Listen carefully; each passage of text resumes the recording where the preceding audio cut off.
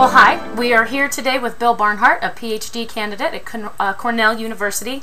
Thank you, Bill, for being with us. Hello.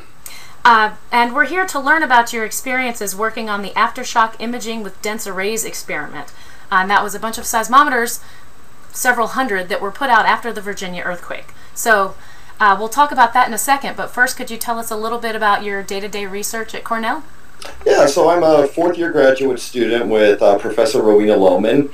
I work primarily on crustal deformation problems, particularly looking at earthquake processes and interseismic processes with INSAR and other geodetic techniques. Very cool. So that does sort of play into the earthquake deployment that you were involved in. Very much so. Well, good. I know that you were very interested in the earthquake, not only as a unique scientific opportunity, but also because you had some personal stakes in that particular earthquake. Could you tell us a little bit about that? Yeah, I did. So I grew up in Southeast Virginia, Norfolk, Virginia, and have quite a bit of family who still lives there. And I actually have a grandfather who lives very close to where the earthquake was in Central Virginia. So when we actually felt the shaking up here in Ithaca a little bit, and thought, okay, well, there was probably another little event in upstate New York or Canada somewhere, and started getting the reports from my dad and from the Facebook on the hard shaking down in Virginia, and things started to get a little bit more exciting. Mm-hmm. Wow.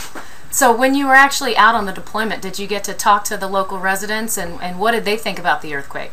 Yeah, we got to talk to quite a few people. A lot of folks we were down there for about 2 weeks and had to be out on the line every 2 days or so replacing batteries, so we had a lot of folks driving by. It was a pretty rural area, so folks were very interested in what we were doing out there, and they would stop by and ask us. We'd say we were servicing seismometers, monitoring the earthquake and aftershocks from the earthquake. And then many of them would say, "Oh yeah, we felt it." They would tell us exactly what they were doing when they felt it. Most of them were at lunch. And then a lot of folks had some really interesting stories about the aftershocks, actually, and how they were keeping them awake all night. And it's actually an area where there's been quite a bit of seismicity in the past, nothing this big, but they were used to, every couple of years hearing an event, feeling an event, but nothing quite as often as the aftershocks from this event. Did you feel any of the aftershocks? I actually felt one.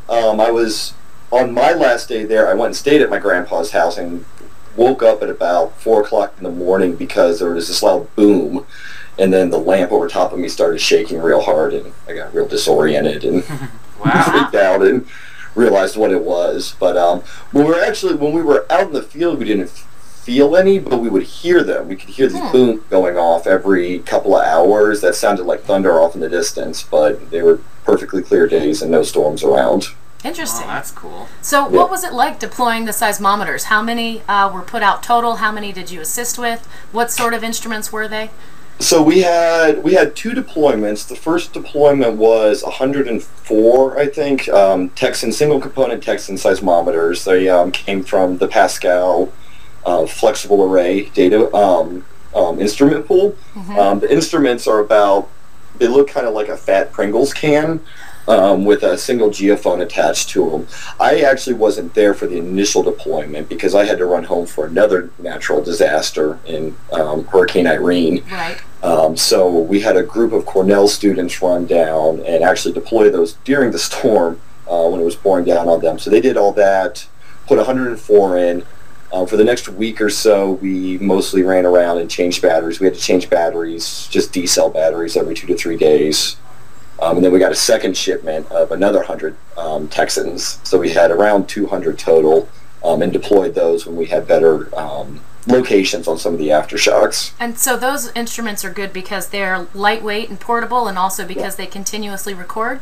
Yeah, so they have a couple different options. Well, one, they're very nice because they're small. On average, the hardest part of deploying them is just digging the hole to put them in. Mm-hmm. It's just a single geophone with a pin on it, and you push it down into the ground and rest the recording instrument in there and bury it up, so hopefully nobody comes along and tampers with it, and then you go. So when you get good at it, it takes maybe 15 minutes to do each one, so really, really simple to do it. The other nice thing is that we had so many of them that we were able to move some. When we had the better locations and actually try and get a better azimuthal distribution around where we thought the aftershocks were to record better. So you were able to modify the distributions of instruments in real time in order to sort of accommodate what you were learning and figure things out along the way? Yeah, it was nice because when we first got down there, we came down only 4 days after the earthquake, so there wasn't. There was a couple other universities and the USGS out in the field deploying broadband, 3D planet broadband seismometers, but we didn't really have great locations on some of the aftershocks or even the main shock at this point. So after a week or so, after many events had happened, we were able to get much better locations and actually take our second 100 seismometers and move those. We kept our original 100 where they were and take our second 100 and move those more to where we thought the aftershocks were. Oh, that's great. Wow, yeah, it's nice to have that sort of opportunity to dynamically update the deployment. Yeah, it was really neat. And plus we were able to actually go down there and see where the roads were and everything and get a better idea of the field area and where we could maybe put some of these.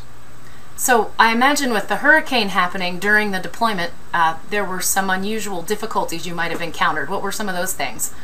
Well, the stories that I was hearing was mostly just, so luckily they only experienced a lot of rain, but they were out in the mud. That region in Virginia is pretty... The soil is very clay rich and very, very red.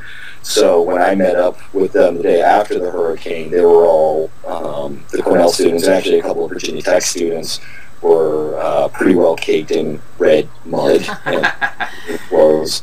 Another interesting thing that happened was while they were deploying, they were trying to do it quickly to get out of the rain and managed to put most of the seismometers under some nice beds of poison ivy, so most of us came back with nice little poison ivy outbreaks. The dangers of fieldwork. Yes, it's rough. Exactly.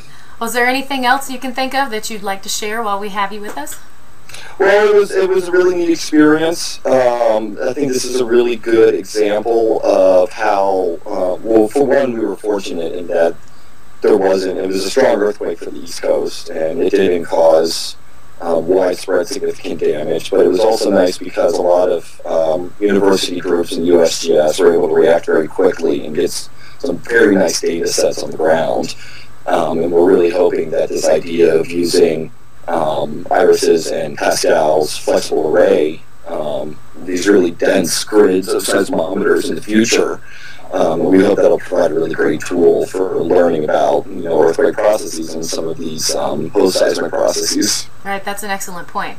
Well, thank you so much, Phil, for being with us. It was great talking to you, and thanks for all of your hard work getting the instruments out there. And we hope to talk to you again soon. Yep. Yeah, thank you for having me. Thank you very much.